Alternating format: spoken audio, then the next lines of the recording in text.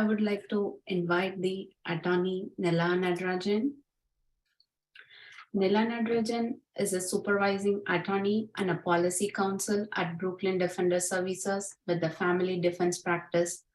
In this role, Ms. Natarajan has testified before both the New York State Legislative and New York City Council. Ms. Natarajan is also an adjunct professor of clinical law for the New York University Family Defense Clinic. Prior to her work defending parents and family regulation system proceeding, Ms. Natarajan, clerk for the Honorable Arthur J. Tarnow, Senior U.S. District Judge for the Eastern District of Michigan. Ms. Natarajan graduated from the University of California, Berkeley School of Law. During her time in law school, she worked extensively with incarcerated people. Yeah, I would like to talk and share the presentation. Nila Natarajan, please. Good morning again. Thanks again for having me. I'm also going to screen share if possible. I think this should work. Okay, is everyone able to see my screen? Yeah. Great. Just go into presentation mode.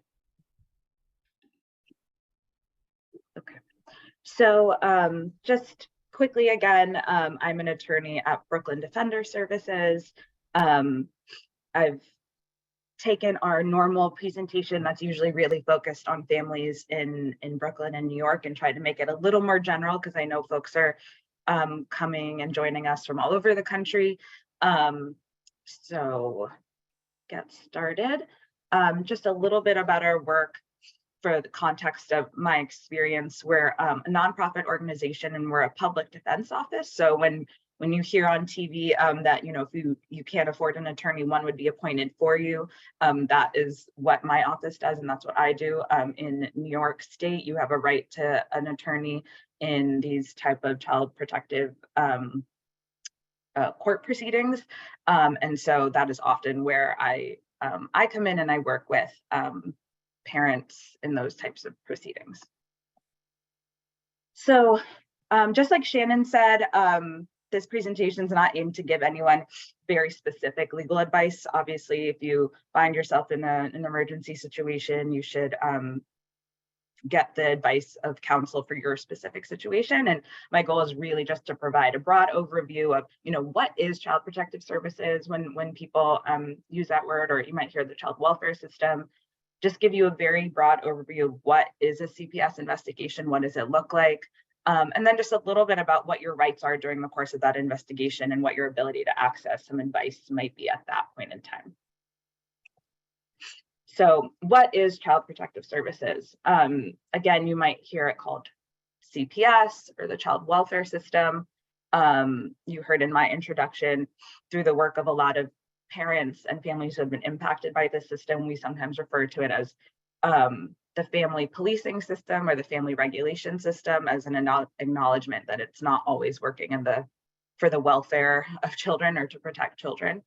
And it's a broad term that can encompass reporting of families and parents, investigation, the prosecution of those allegations in court. It can involve court cases, judicial proceedings. It can involve the removal of children from a family or the separation of family. And then it could, in kind of the most extreme circumstances, involve the termination of parental rights. It's really important to know that this system operates at a very local level. So wherever you are, whatever county, city, state you are in, it might be known by different terms. So in New York City, we call it ACS. In New Jersey, you might hear it called DIFUS.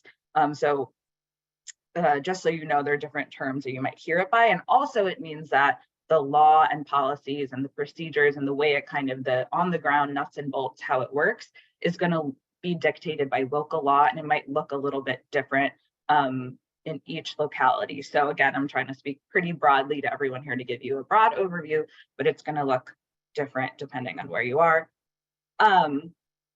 And this is my perspective of working with parents and families for a long time in this system. I think it's important to understand the system as a government entity, very similar to what you might think of the police operates, or the police system and the criminal legal system. So it can look very different. It can use different words, but it's very similar and can often work in parallel or even with the criminal legal and policing system. So it's just important to keep that in mind. If you, hopefully you never interact with the system, but if you were to, it's important to think about it very seriously in that way. It can often be framed as, like a social worker, someone trying to help you, and no doubt there are individuals who are helpful and people who get help from the system, but it is also an investigative legal system. Just like Shannon did, I'm going to go over just a few terms here. There's a lot of terms of art, a lot of legal words, but I just wanted to go over a few based on my conversations with the reaction team and what people's experiences have been. So what are parental rights? So parental rights might sound straightforward, but it's a group of rights that a legal parent has over their child. And it's in the US, constitutionally protected rights. It's considered a fundamental right to parent your child. And so that means the right to make decisions, take care of them as you see fit, make decisions for their medical needs, educational needs, religious upbringing, all of those things. That's one's parental rights. Custody is a little bit different, and custody can kind of come up in two contexts. One is physical custody, where a child resides, who's taking care of that child on a day-to-day basis. It's also a reference to the legal system, legal proceedings, custody proceedings, that where a court might determine who should take physical care of a child. But there's also there's physical custody and also legal custody. And legal custody can also refer back to those parental rights, the ability to make decisions for a child, decide where they live, what medical treatment they get, what educational services they receive, etc. You might also hear terms around a child being removed or family separation. And the reason I put these here is because based on the inquiries the reaction team is getting and that our community is facing, there's a couple different things that could be happening. One is a child can actually the state can come in and take a child from their family and place them either with a relative or with a stranger in the foster system, which we'll talk a little bit about. But there's also family separation. And the distinction I make there is, just so you know, is sometimes CPS can come in and say, how about just this one parent lives separately, or let's just have this child live with a relative temporarily. And it's very informal, but it's still separating the family. And it's important to know that, and I'll go into this a little more, but it's important to know that anytime the state is coming in and either taking a child from the family or asking parents to separate, or a parent to separate from a child, it's a very serious intervention and infringement on your custodial and parental rights. And that's something the state shouldn't be doing without appropriate legal proceedings. And I'll get a little more into that in a moment. So foster care, you might sometimes hear CPS and Child Protective Services and Child Welfare System used in the same way as foster care. And they're all related, certainly, but foster care specifically is a system where a child is removed by CPS from their family and placed into an alternative foster living situation. And it's families who have been licensed by the state to provide that service. Excuse me. And then this is kind of a new concept, but again, based on the experiences that the reaction team has shared with me, it seems important to talk about something called hidden foster care or shadow foster care. And that's when CPS comes in and makes these requests of the family. They might call it a safety plan. They might call it just, a temporary living arrangement, but they come in and they say, it would be our preference if this child lived with this other friend or family member. It would be our preference if this parent left the home. And the reason we call that hidden or shadow foster care is because it's not happening via a judicial proceeding. It's not happening by court order. which is what is really required under the law. And then I just wanted to talk about these terms: neglect, abuse, and maltreatment. So you might hear these words used kind of interchangeably to describe the allegations that might be made against a parent or family by CPS. And it's really important to know that while these words have, our day-to-day meaning, we might hear abuse and think that's quite serious. You might hear neglect and think, oh my God, that means that a child is being fed appropriately or doesn't have clothing or doesn't have housing. And you might hear maltreatment and you might think similarly very serious. And not to minimize the seriousness of these words, but in the law, they have very specific definitions. And again, that law will be dictated by whatever your state is, whatever the local law is.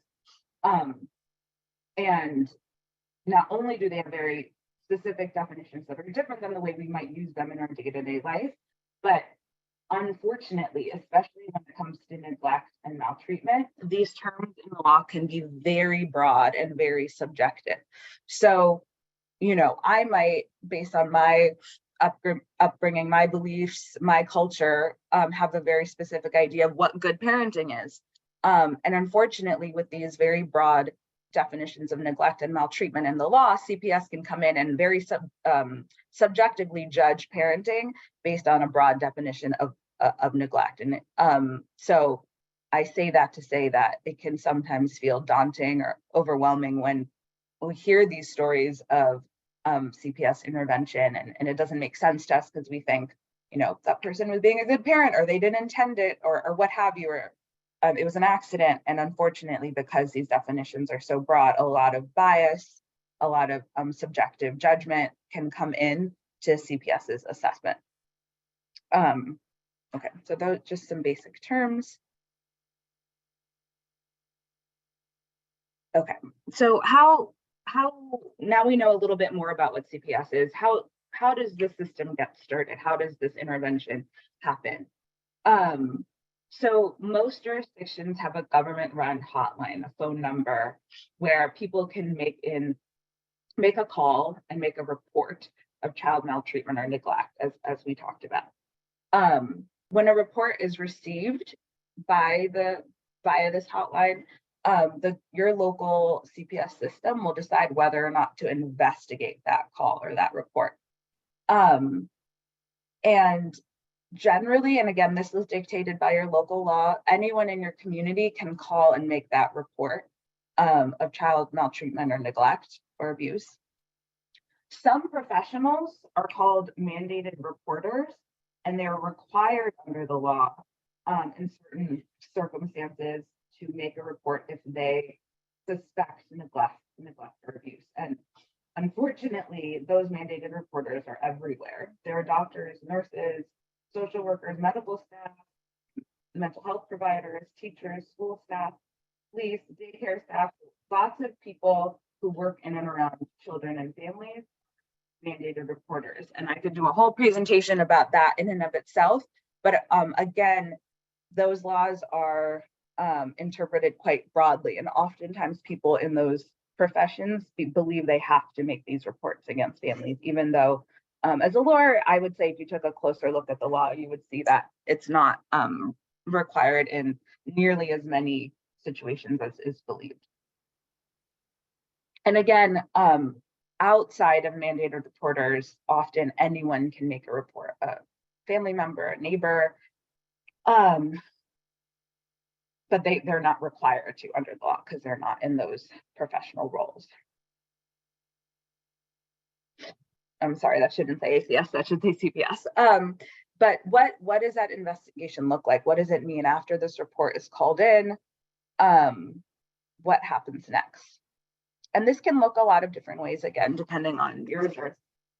But generally, it means that assigned CPS worker is going to go directly to that family's home and ask to speak to the parents and those family members and contact whoever called in that case and interview them.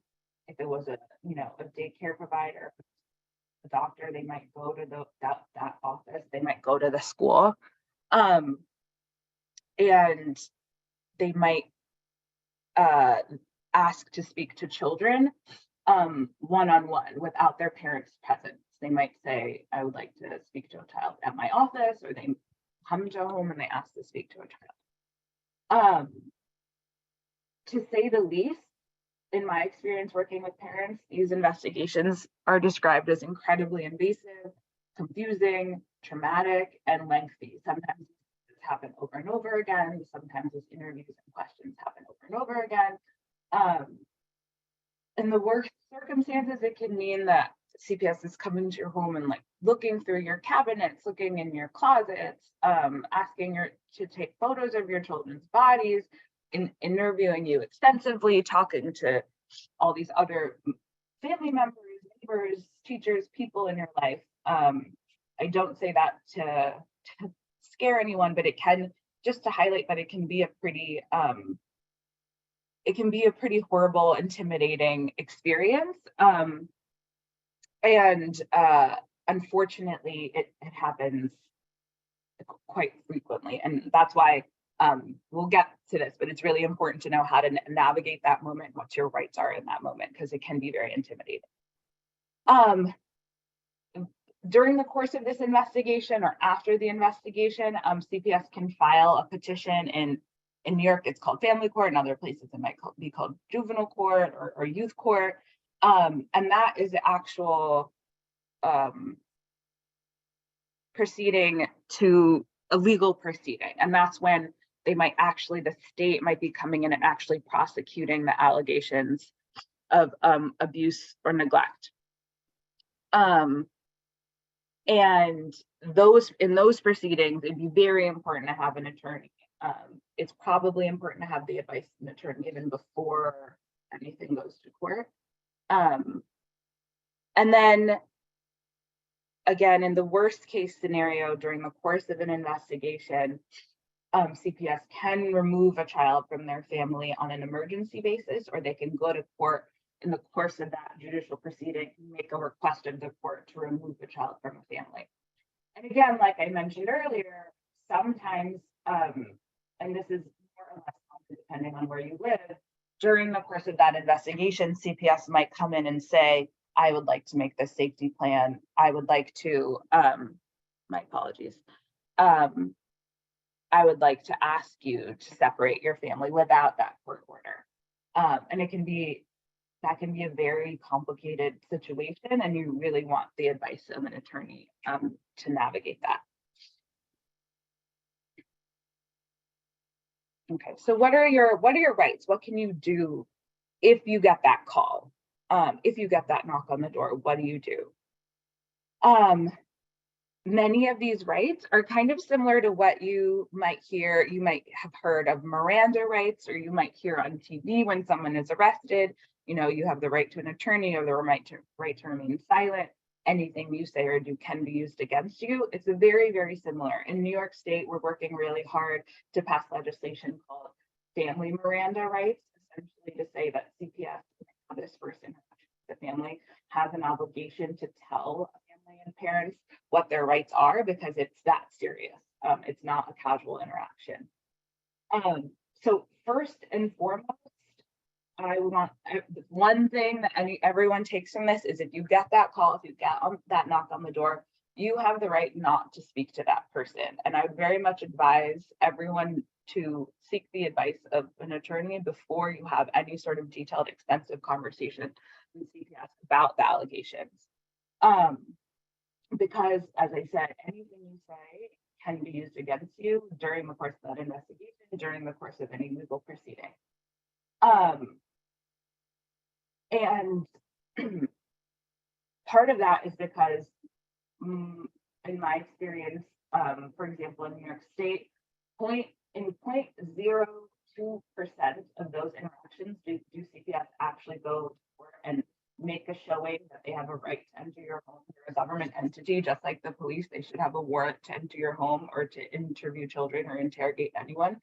And they don't. Like I said, in New York, it's 0.02%. They actually don't get that order. So you don't have to let them into your home. You don't have to talk to them. And they're not gonna say that. They're gonna present it like they need to come in, or they're And again, if you leave with any information from me for this presentation, you don't have to talk to them. You should seek the advice of counsel right at that initial moment. It's really natural to be fearful, to be upset, to be angry. It's also natural to want to explain yourself and say, I'm a good parent. This is what I did. This is what happened. This is why I did it.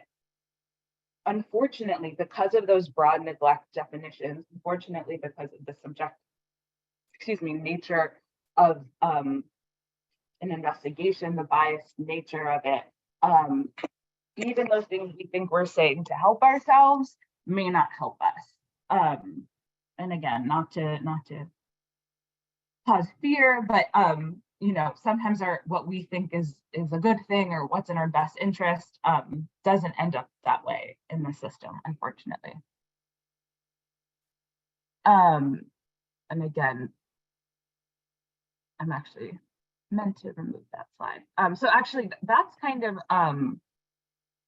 was what I wanted to focus on in my presentation today. I know there might be more questions. I can get into more detail at that point, but that's it. That's my presentation. Thank you so much. And I'll just put the last slide up, that's my email address if you have any questions after this presentation.